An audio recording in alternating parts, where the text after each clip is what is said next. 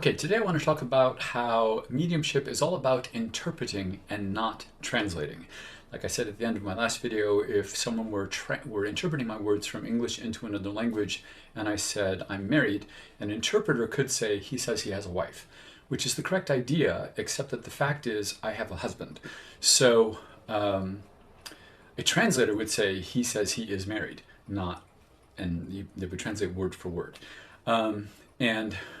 Translating is a word-for-word thing. Interpreting is conveying the same idea.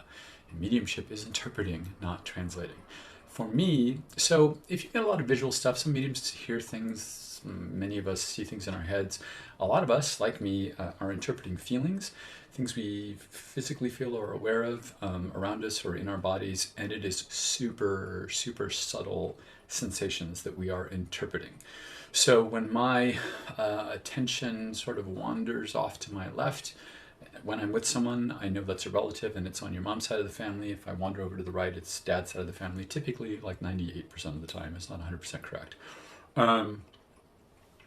It's that kind of subtle where why does your attention move one way or the other? It's I can't explain it, but it's super, super subtle.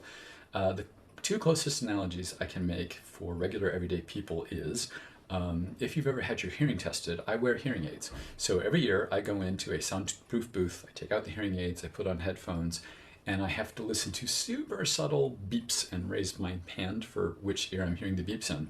And they are so subtle sometimes that I think, am I hearing that? I'm not sure if I'm hearing that. So if you've ever had a hearing test, that's a lot what it's like. Mediumship, that's very similar to what mediumship is like.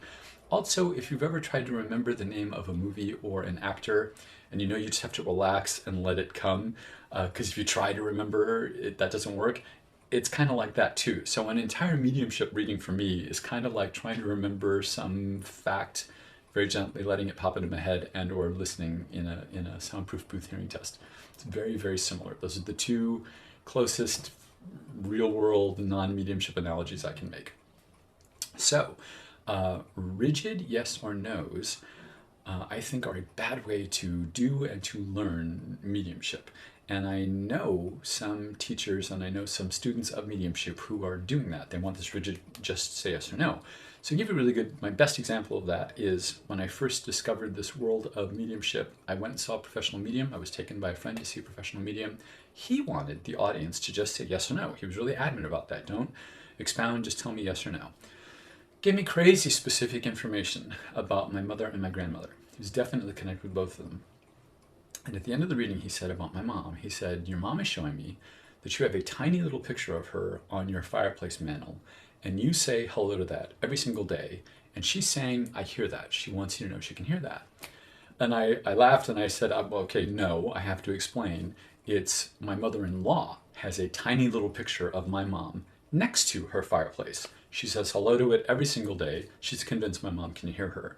So that's super specific information, right? Think about that applying to you or anyone you could say that to. I just think that's crazy specific. But if I had stuck to his rigid yes or no, I would have had to have said no, because it's not my picture, it's my mother-in-law's.